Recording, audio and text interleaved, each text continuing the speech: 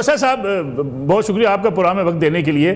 بسر صاحب 5-6 ہزار تعداد تھی عظمیٰ قرارداد صاحبہ کہہ رہی ہیں. پھر دوسری بات حکومت کہتی ہے ہمیں تو کوئی فرق نہیں پڑا, جلسہ ہوا ہو گیا. جو ایک امپیکٹ بنایا گیا تھا کہ اس بار پاکستان کی تاریخ کا بڑا جلسہ ہوگا, حکومت گھٹنے ٹیکنے پر مجبور ہو جائے گی, عمران خان صاحب باہر آ جائیں گے, ایک پوری سوشل میڈیا پہ ہائپ کریٹ کی گئی, کیا فائدہ ہوا؟ اچھا ملک صاحب, پہلی بات تو یہ ہے کہ میں کسی کو انٹرپٹ نہیں کروں گا. اگر مجھے انہوں نے انٹرپٹ کیا میں آپ کا پروگرام چھوڑ کے چلا جاؤں گا. یہ بات آپ چھوڑ کے جانے والی بات ہے. ملک صاحب گزارش یہ ہے, آپ سے میری بات سن لیں. آپ نے جس کو بٹھایا ہے اس کے ساتھ میں بیٹھا, ہمارا کوئی لوگ بھی ان کے ساتھ بیٹھنے کے لیے تیار نہیں ہے. چونکہ مجھے بتایا گیا ملک صاحب آپ سے میں کہہ رہی دیکھیں یہ میری ذات پہ ہٹ کر رہے ہیں. ملک صاحب میں پروگرام صاحب چھوڑ رہا ہوں.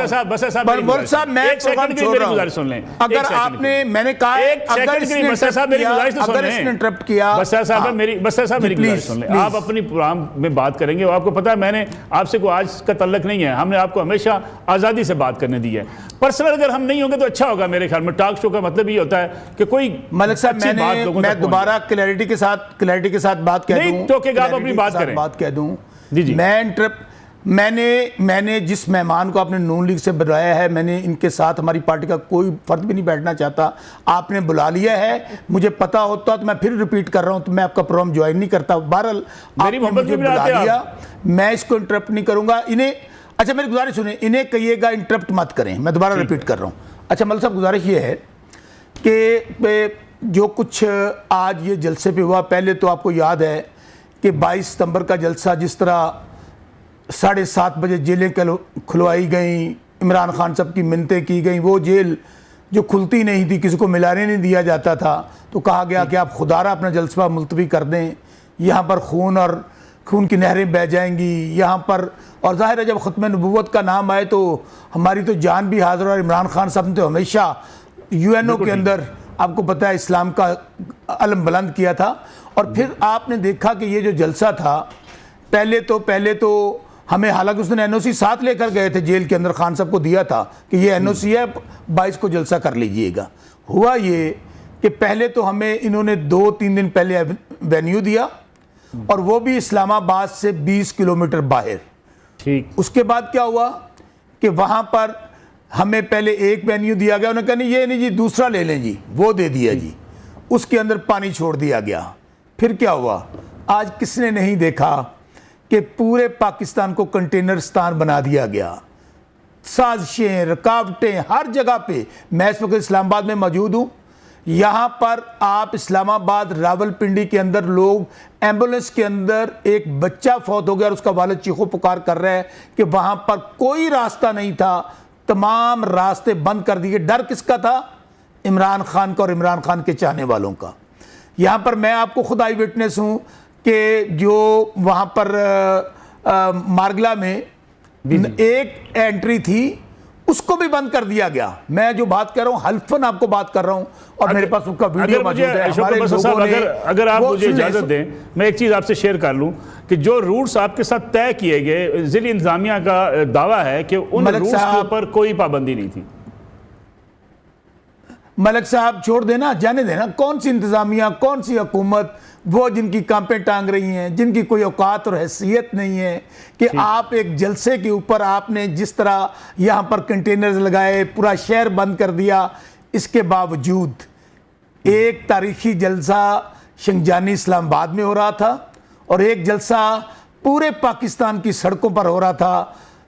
50-50 کلومیٹر گاڑیوں کی لائنیں تھیں. اور اس کے بعد میں سمجھتا ہوں کہ ان کی بکھلاہٹ اتنے کامیاب جلسے کے بعد, ان کی وہ کہتے ہیں نا, ان بیچاروں کو سمجھ نہیں آ رہی تھی کرنا کیا ہے. پھر ایک سوچی سمجھی سازش کے تابع چونکہ ہمیں 20 کلومیٹر اسلام آباد سے باہر جگہ دی گئی, وہاں حکم نامہ جاری کیا گیا کہ ان کو نہ کوئی ہوٹل والا پانی دے گا, نہ کوئی رہائش دے گا, نہ کھانا دے گا. اور پھر ہمیں گھیر کے وہاں پہ, ابھی تھوڑی دیر پہلے جلسہ جب ہم آخری مراحل میں تھا, اس جلسے پہ گھیر کر وہاں پر جس طرح یزیدیوں نے گھیرا تھا, گھیر کر ہمارے معصوم لوگوں پر چیلنج کی گئی. مجھے بتائیے سارا دن ایک پتا نہیں ٹوٹا, گملہ نہیں ٹوٹا, پورے پاکستان سے جلوس پہنچے, تو آخر میں آپ کو گھبراہٹ کیا تھی؟ میں پھر کہوں اگر ہمارا جلسہ کامیاب نہیں تھا تو کیوں اپنے کنٹینر لگائے پورے پاکستان کے اندر؟ ٹھیک ہو گیا، کیا موٹر وے، کیا جی ٹی روڈ، کیا پشاور روڈ، کیا کے پی، ہر جگہ پہ. لیکن ملک صاحب میں ایک بات بتاؤں، اللہ الحق ہے، عزت میرا مالک دیتا ہے. آج عمران خان نے جیل میں بیٹھ کے پورے نظام کو ننگا کر دیا ہے. آج پتا چلا کہ ملک کی سب سے بڑی اسٹیبلشمنٹ کون ہے؟ عمران خان، جس کے ساتھ 25 کروڑ عوام ہیں. اگر آج لیکن انہوں نے پھر میں مجبور ہو گیا بولنے پہ 24 کروڑ عوام میں سے 25 کروڑ عمران خان کے ساتھ ہے. تھوڑا سا کم کر لیں تاکہ ہضم ہو جائے. میں آپ کو بات بتاؤں، یہ پرانا گھسا پیٹا کہ 23 کروڑ ہے 24 کروڑ، آج اب صحیح مردم شماری کروا لیں کہ 26-27 کروڑ کا آپ کا ملک ہوگا. میں آج اب ملک صاحب جو بات کہنے لگا ہوں، 8 تاریخ کو عوام نے بتا دیا کہ جان اللہ دی ووٹ خاندہ. آج آپ نے پھر ایک دفعہ قوم نے بتا دیا کہ لیڈر صرف ایک ہے جس کا نام عمران خان ہے. میں آتا ہوں، بیچارے باؤجی بسر صاحب آپ کی طرف یہ نواز شہباز شریف ہوں، یہ مریم صفدر ہوں، یہ کوئی ہوں، اس وقت یہ تمام کے تمام لوگ فارم 47 کی پیداوار ہیں. بسر صاحب آتا ہوں، آپ کے واپس آتا ہوں. آپ جی بسر صاحب، 2 چیزیں آپ کے سامنے رکھنا چاہوں گا. پہلی بات تو یہ کہ یہ جو الزام لگ رہا ہے پی ٹی آئی کے اندر سے، آج مروت صاحب پھر برسے ہیں جناب اپنے وزیر اعلیٰ علی امین گنڈا پور کے خلاف. یہ الزامات اور یہ آپس میں اختلافات پی ٹی آئی کے لیے کتنے نقصان دہ ہیں؟ استعفے پہ استعفے آ رہے ہیں، عمر ایوب مستعفی ہو گئے، لوگ حسن سب جا رہے ہیں. ملک صاحب پہلی بات تو یہ ہے کہ ابھی عبداللہ گل صاحب نے کہا کہ میں راستوں میں آیا، کہیں کنٹینر نہیں تھے.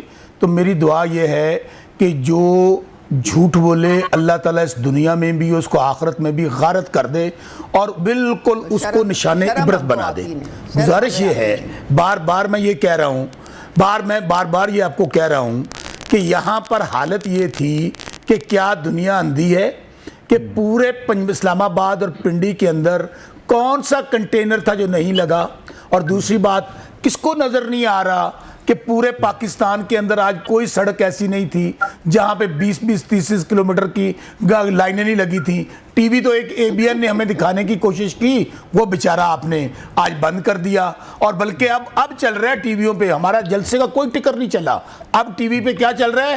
تحریک انصاف کے لوگوں نے پتھر مارنے شروع کر دیے، فلاں ایس پی زخمی ہو گیا. اب یہ چورن نہیں بچے گا ملک صاحب. یہ میں پرابلم یہ ہے کہ وہ پاکستان نہیں رہا. یہ میری گزارش سن لے، یہ 70-80 کا پاکستان نہیں ہے. ہو سکتا ہے کوئی 5-7 اور پولیس والے شہید کر کے ہم پہ ڈال دیں، جس طرح 9 مئی ہم پہ ڈالا تھا. ہم تو بار بار کہتے ہیں بنائے 9 مئی کا جوڈیشل کمیشن. کیوں نہیں بناتے؟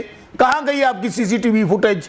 کہاں گیا آپ کا جوڈیشل کمیشن؟ اب آپ نے پکڑا ہے جنرل فیض کو کہ اس کی شہادت ہے، بنائیں دوبارہ جوڈیشل کمیشن، جنرل فیض کو دکھائیں لائیو کون سی شہادت ہے. دوسری بات ملک صاحب میں گزارش کروں، آپ نے یہ کہا نا فلاں اختلافات، کچھ نہیں ہونا. یہ جو مرضی پراپوگنڈا کرتے رہے آپ یا کوئی اور. بسرا صاحب میں نے پراپوگنڈا کیا کرنا ہے؟ عمر یوسف استعفیٰ دے رہے ہیں، علی امین گنڈا پور کے خلاف تقریریں ہو رہی ہیں، ایک دوسرے کو غدار قرار دے رہے ہیں، اسٹیبلشمنٹ کا گروپ بنا رہے ہیں. میں نے تھوڑا بنایا یہ بات مکمل کر لوں.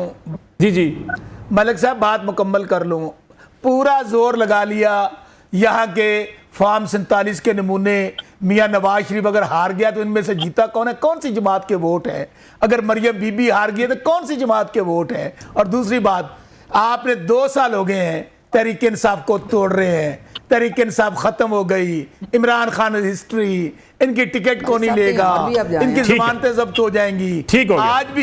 آج بھی عمران خان، میں پھر کہہ رہا ہوں، آج جیل میں بیٹھ کے وہ جیت گیا ہے. آج یہ جو باہر بیٹھے ہوئے ہیں بیچارے، جو سازشیں کر رہے ہیں، جو لوگوں پہ ظلم کر رہے ہیں، ان کو چین کی رات نیند نہیں آتی. لیکن میں پھر کہوں اللہ الحق ہے، آج دنیا نے دیکھ لیا کہ ایک اتنی بڑی فسطائیت، ظلم، بربریت کے باوجود آج پھر ہسٹری قائم ہوئی ہے. اور میں ایک آخری بات کہہ دوں ملک صاحب، ہم ان کو 15-20 دن اور دے رہے ہیں.